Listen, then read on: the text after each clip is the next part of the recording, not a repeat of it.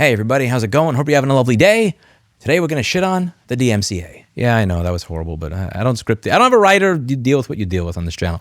So today we're going to be discussing how one of the shittiest laws in the United States that we have with regards to digital technology is being exported to other countries even today. This law came out about 27 years ago. It says that it is illegal to break a digital lock in something you bought and paid for, even if what you're doing is just fixing something. And if you show other people how to break the digital lock, you can go to prison for 3 to 5 years. We've been trying to demonstrate just how shitty this law is with our bounty program here at Fulu Foundation. We have everything from Nest Learning thermostats, water filters on fridges, these weird locks that stop the app from working in an air filter if you use an aftermarket air filter, where we tell people if you break the digital lock that we will give you the money. Now, I, as a U.S. citizen and as a company owner and everything else, would never tell you to break the law by releasing the solution. I can't do that.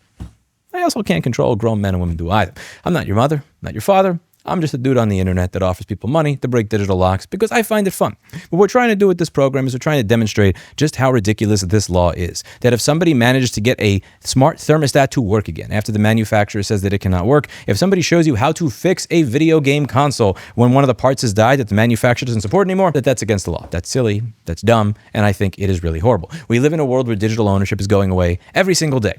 This law was created back before most people even had the internet. In 1997, when this came out, the internet was considered a luxury to many of the people that lived in my neighborhood. Most people did not have it, and if you did, you were part of the upper class, the bourgeoisie, the type of person that does not wait 2 weeks to get his skin fade redone, that buttons the top button in their polo shirt. But now that almost everything connects to the internet, and your devices can be turned off by the manufacturer if they decide that they want more money by way of subscription services and Internet of Things crap, it really does matter that you have the ability to break digital locks on what you bought and paid for, because often you're breaking a digital lock simply to get back access to what you got. So I'm going to be reading some of a translated article here. My apologies if the translation was poor. I'm American, which means I speak English and broken English and most other languages. Arrivederci and buongiorno, as Aldo Rain would say. Margaretti. Yeah, suck it. So this is about Chile. The Economics Committee of the Chamber of Deputies will begin analyzing a bill that the government of Sebastián Piñera entered. It is one that seeks to regulate intellectual property in order to regulate technological protection measures. Technological protection measures are otherwise known as digital rights management, DRM, which is the thing that keeps you from doing what you want with what you bought and paid for. It is a digital lock.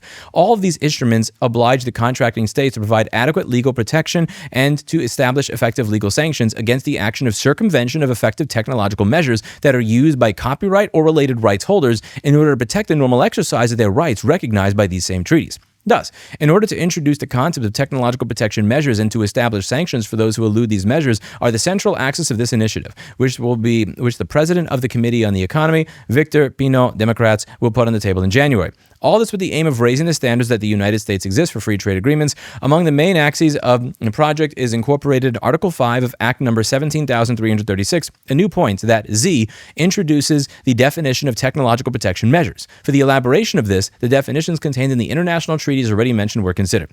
Secondly, the same law incorporates a new Article 81 BIS, which establishes new criminal types to punish 2 specific types of conduct subscribed in subparagraphs A and B, with an alternative penalty of minor imprisonment to its minimum degree or a fine of 5 to 1,000 universal technical measures, UTM. Likewise, the document indicates that the described conduct of the subparagraph corresponds to the circumvention of one of the technological protection measures to misuse of work, interpretation, execution, phonogram, or other material provided by copyright or related rights, and that of literal B punishes a series of actions, manufacture, import, sell, among others, with respect to devices or their components that have been directly designed, produced, or adapted in order to allow or facilitate the purpose of the same. Such conduct shall have a graduation in respect of penalty of fine in consideration of the amount of injury caused. Third, a new Article 81 TER is incorporated, which establishes a second criminal type to sanction a third conduct with a penalty fine of 5 to 1,000 universal transaction. I don't know, fuck acronyms, bro. According to this initiative, the new article comes in sanctioning the actions of manufacturing, importing, selling, among others, with respect to devices or their components, or the provision of services that are promoted, advertised, or marketed for the purpose of circumventing any MTP, media transfer protocol, provided that it has been carried out maliciously and for marketing purposes. Now, again, who is it that chooses whether or not something has been carried out maliciously? If I use Netflix and I paid for the 4K fucking plan, and I cannot use that 4K plan unless I use their application on a smart TV that spies on me by default and says all of my information on what I watch back to the manufacturer, should it be illegal If I wanted to create an alternative operating system for my TV that allows me to view that Netflix in 4K without getting spied on by the manufacturer of my television who sells my data to every Tom, Dick, and Harry after I paid $3,600 for it, is that malicious? Should that have me thrown in prison? If I make that operating system available and I put it on my website and people will have the option to donate to me to use it, should that be something that's punishable by prison? Remember, this law came out in 1997, and in 1997, the idea that breaking a digital lock on what you bought and paid for was ridiculous. That was before your refrigerator, your motorcycle, your car, your toaster, your television, your baby monitor, all connected to the internet, had the ability to stop working when the manufacturer decides we don't want to support this anymore. In 2025 and 2026, these laws should be reformed, repealed, revoked, and completely redone to deal with the fact that we don't own what we bought and paid for in the modern world. They should not be exported to other countries that do not have these types of draconian restrictions. If you live in Chile, I highly suggest that you do what you can. Email your local politicians, show up at their office, call them, whatever it is that you need to do to push back against this as often as humanly possible so that you don't have this clusterfuck of a law that exists in the United States of America. It's one thing if Fulu Foundation and everything that we're doing fails at reforming this law in the United States. If I fail at reforming it in the US, and it gets exported to other countries, I'll be fucking pissed. Help me out with this if you can. Thank you very much for taking the time. And as always, I hope you learned something. I'll see you in the next video. Bye now. We also have the duty not to infringe the IP rights in the process. It is in fact the manufacturers who have the relevant rights, not consumers.